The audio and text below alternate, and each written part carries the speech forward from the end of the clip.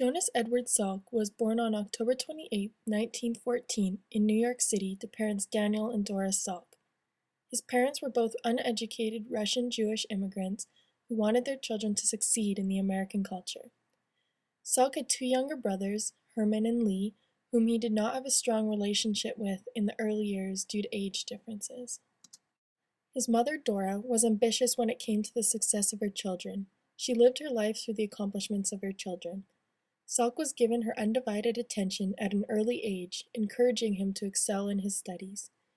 I have the suspicion that this curiosity was very much a part of my early life, asking questions about unreasonableness. And so I tended to observe and reflect and wonder, and that sense of wonder, I think, is built into us. At the age of 13, Salk entered Townsend Harris High School, a public school for intellectually gifted students. It was for the talented sons of immigrant parents who couldn't afford to pay for a top private school. Here, he was seen as a perfectionist, completing a 4-year curriculum in only 3 years. After graduating high school, Salk was accepted into City College of New York at the age of 15. He was the first member of his family to attend college. For working-class immigrant families, City College represented the apex of public higher education. Getting in was tough, but tuition was free. Competition was intense, but rules were fairly applied. No one got an advantage based on accident of birth. With his mother's urging, he abandoned his desires to become a lawyer and focused on classes necessary for entrance into medical school. In 1934, he graduated with a Bachelor of Science degree. Salk went on to attend New York University's School of Medicine, where he earned his medical degree in 1939. During his time at NYU, Salk became a member of the highly regarded Alpha Omega Alpha Honor Medical Society. Salk became increasingly interested in medical research while studying at NYU. He even took a year off to study biochemistry. He later focused more of his studies on bacteriology, which had replaced medicine as his primary interest. While attending medical school, Salk was invited to spend a year researching influenza. He said his desire was to help humankind in general, rather than single patients. It was the laboratory work in particular that gave new direction to his life. According to Salk, my intention was to go to medical school and then become a medical scientist. I did not intend to practice medicine, although in medical school and in my internship, I did all the things that were necessary to qualify me in that regard. I had opportunities along the way to drop the idea of medicine and go into science. At one point, at the end of my first year at medical school, I received an opportunity to spend a year in research and teaching in biochemistry, which I did. And at the end of that year, I was told that I could, if I wished, to switch to get a PhD in biochemistry, but my preference was to stay with medicine. And I believe that this is all linked to my original ambition, or desire, which was to be of some help to humankind, so to speak, in a larger sense than just on a one-to-one basis. After his time at New York University, Salk was an intern at the Mount Sinai Hospital in New York for 2 years. Following that, he worked with Dr. Thomas Francis Jr. studying flu viruses at the University of Michigan. In 1947, the University of Pittsburgh School of Medicine appointed him the director of their virus research laboratory. It was here that Salk would put together techniques that he used to develop the polio vaccine. Pablo Picasso's ex-wife, Frances Gillot, met Salk in 1969 and married him in the next year. Your head is disconnected from your body. They couldn't move anything. The 1950s in America were times where parents lived in fear. Kids were stopped from going to school, and summertime was a time of fear and worry. This was all caused by polio. Polio, also known as infantile paralysis, is a viral infectious disease that was spread very rapidly. In 1952, a polio epidemic hit the United States. Over 65,000 people were diagnosed with the disease in the year, including none other than President Franklin Roosevelt. Everyone was afraid of polio. It was just It was one of those things that you just had a horrible fear. Even worse, I think, than cancer is today. I mean, parents were just terrified.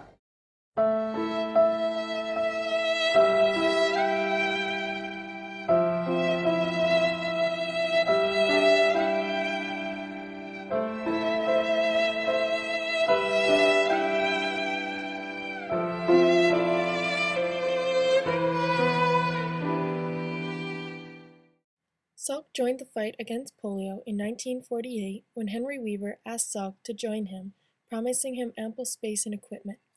At the time, many researchers were working to examine the virus and understand the complexity of it. Salk's sole focus, however, was to find a vaccine. In order to solve the issue, Salk had to look at it from a different angle and try new techniques. Most scientists were experimenting in live vaccines.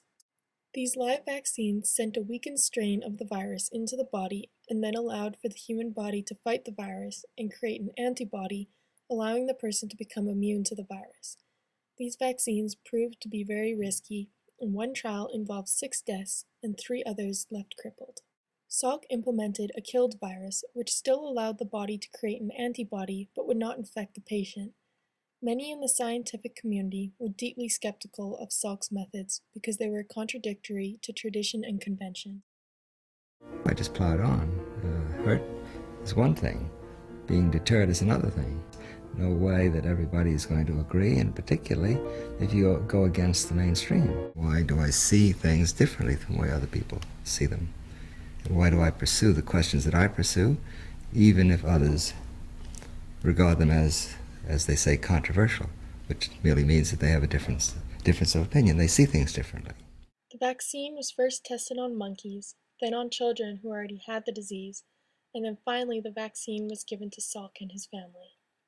Well, he wanted to show everyone that, it was safe and that he had complete trust in the vaccine. So what better way to do that than to inoculate himself? In 1955, 1 million children aged 6 to 9 were selected for testing. Half received the vaccine, while half received the placebo. These brave children became known as the polio pioneers. There was not any hesitation. People were so afraid of polio. It was just a general hopefulness that this might be the answer. The results came back. CBS News presents a special report. The Salk polio vaccine is a success. The vaccine works. The vaccine was then mass-produced and shipped all over the world. There are 3 stages of truth. First is that it can't be true, and that's what they said. You couldn't immunize against polio with a kill virus vaccine. Second phase, they say, well, if it's true, it's not very important. And the third stage is, well, we've known it all along. And so what you're describing is the process that you have to go through when you come up with an idea that has not yet been tried or tested.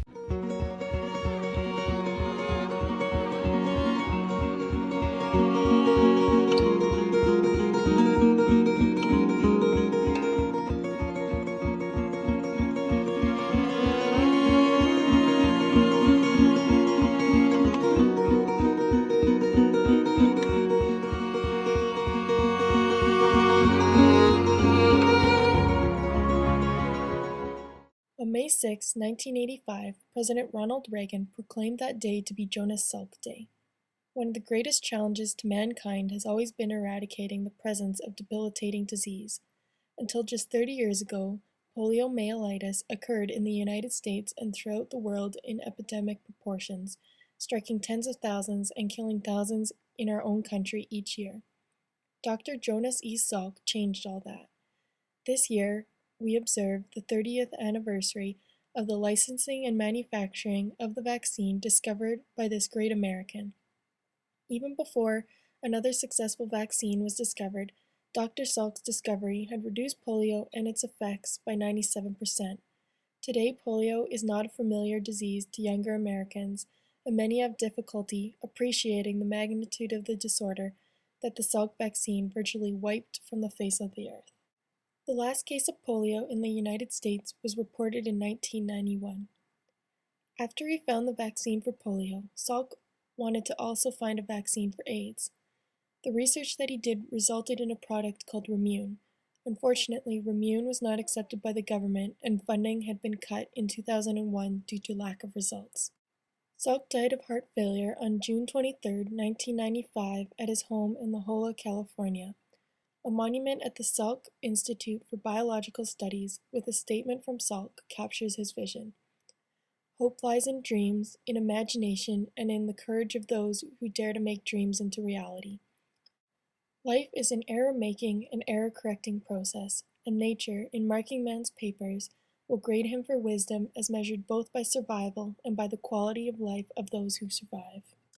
Because of the importance of this discovery and the possible economic ramifications that this could include, there existed the possibility of patenting Salk's research and obtaining considerable amounts of money. This is a classic example of profiteering versus prosperity. A profit is a benefit obtained from an activity whether the activity is economic in nature or not. Profiteering, on the other hand, is seen as a negative term referring to the situation in which an individual or organization is making a profit by practicing indubious or unethical practices. Opposed to profiteering, there is prosperity. Prosperity is the state of flourishing, thriving, having good fortune, or having a good social status. Ideally, governments and people should aim for the prosperity of all. The concepts of profiteering and prosperity are competing ideas, since profiteering practices usually harm the prosperity of the group not directly involved in the profit generated by these practices, or profiteering might simply prevent other groups from having access to what might be considered by some to be public domain, like what could have been in the case had the polio vaccine been patented. In the competition between prosperity and profiteering, Salk is especially noteworthy for being in favor of prosperity. His most important discovery, and the reason why he's being discussed right now, was not patented. According to a Forbes article's hypothetical calculation, he missed out on $7 billion, according to the use that was given to the vaccine after it was discovered. Who owns the patent on this vaccine? Well, the people, I would say. There is no patent. Could you patent the sun? It is argued by some groups, however, that all discoveries should be patented and not judged with the same standards as profiting through other practices. This is because of the belief that allowing researchers to patent their work and not judging them harshly for it would encourage more research, which would eventually outweigh the benefits of non-patented works. The discovery of the vaccine alone granted Salk a hero's reputation, yet disregarding the profit that his discovery could bring him elevated him to almost legendary status. When you think of all the children who won't be crippled, none of that will happen. What a legacy this is, that he saved so many hundreds of thousands of people. He found fame at a young age, and some scientists felt that he probably was the ideal scientist, but there were others obviously that backed him and believed in what he did, and obviously were grateful for what he did. The impact of this vaccine cannot be explained simply by numbers. The people rejoiced at the discovery, further cementing Salk's status as a national hero in the U.S. Shops and schools closed, church bells rang, and the people prayed together at the end of this war. He was awarded an innumerable amount of awards, prizes, recognitions, and honors because of his work, both within and outside of the United States of America. Jonas Salk's life work serves us every day, not simply by finding the cure for polio, but because he allowed for innovation to grow. Medical researchers who thought that they were stuck and that polio was an incurable disease were now encouraged to try new things and find new cures. Salk's intuition and persistence in solving an insolvable cure is what helps us today try and find a cure for another seemingly incurable disease, cancer. Jonas Salk was a scientist, but also a humanitarian. He was not greedy in the sense of profit and fame.